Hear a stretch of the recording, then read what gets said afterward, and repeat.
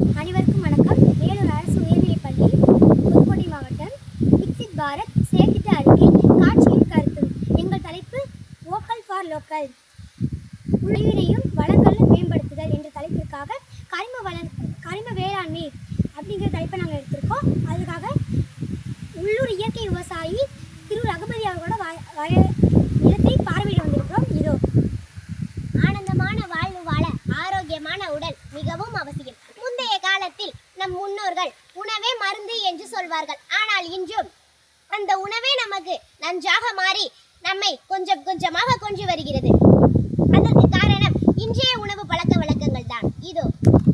இதுக்கெல்லாம் காரணம் செயற்கை உரங்கள், பூச்சி மருந்துகள், மரபணு முறைகள், எல்லாத்துக்குமே தெரியும். இப்போ உள்ள மனிதர்களுக்கு பார்த்தீங்கன்னா பேர் தெரியாத நோய்கள், அது மட்டும் இல்லாமல் கல்லீரல் பிரச்சனைகள் வந்து அதிகமாக ஏற்படுகிறது. இதெல்லாம் தவிர்க்க நல்ல ஆரோக்கியமான உருவாக்கணும். இந்தியாவில் நம்ம உருவாக்கணும். முதல் படியாக விவசாயத்தில் ஒரு நல்ல மாற்றத்தை கொண்டு வரணும். இப்போ உள்ள விவசாயத்தில் பார்த்தீங்கன்னா செயற்கை உரம் தான் அதிகமாக பயன்படுத்துகிறாங்க. அதை தவிர்த்துட்டு இயற்கை உரங்களை பயன்படுத்துகிறாங்க. இதெல்லாம் சரியான தீர்வு பார்த்தீங்கன்னா கரிம வள வேளாண்மை அமையும் என்பது எங்கள் எண்ணம். கரிம வேளாண்மை என்பது செயற்கை உரங்கள்,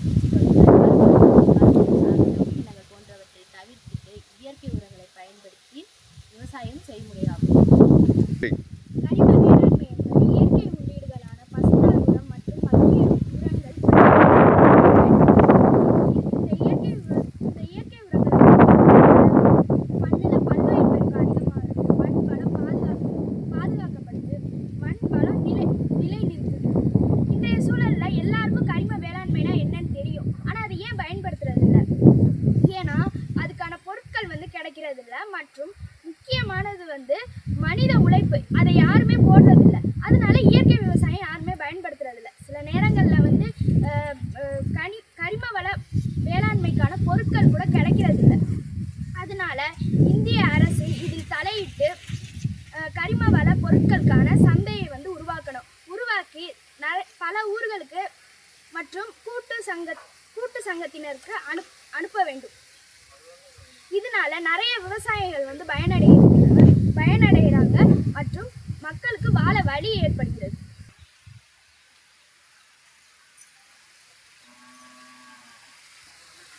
எங்கள் ஊர் புதுக்கோட்டை மாவட்டத்தில் மேலூர் அப்படிங்கிற அழகிய கிராமமாகும். இங்கே இயற்கை விவசாயம் செலுத்தி வழங்கிச்சுன்னு சொல்லியிருக்க. அதுலேருந்து இப்போ சொல்லணும். ஊரில் விவசாய நிலத்தையும் இயற்கையை மட்டுமே நம்பி வாழ்கிற விவசாயிங்க இருக்கிறாங்க.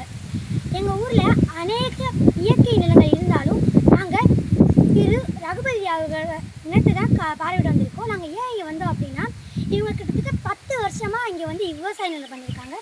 இங்கே பாருங்கள், எவ்வளோ செழிப்பான நெல் பயிர்கள், ஆரோக்கியமான உணவுகள், விஷம் இல்லாத விவசாயம்.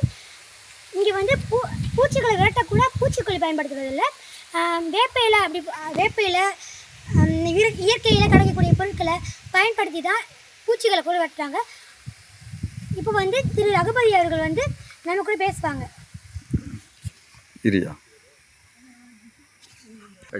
அனைவருக்கும் வணக்கம். இப்போ மேலூர்லேருந்து நம்ம குழந்தைகள் வந்திருக்காங்க எங்கள் தோட்டத்தை பார்க்குறதுக்கு. உண்மையிலே கரிம வளம் அப்படிங்கிற சம்மந்தமாக ஒரு டாபிக் எடுத்து பேசினாங்க.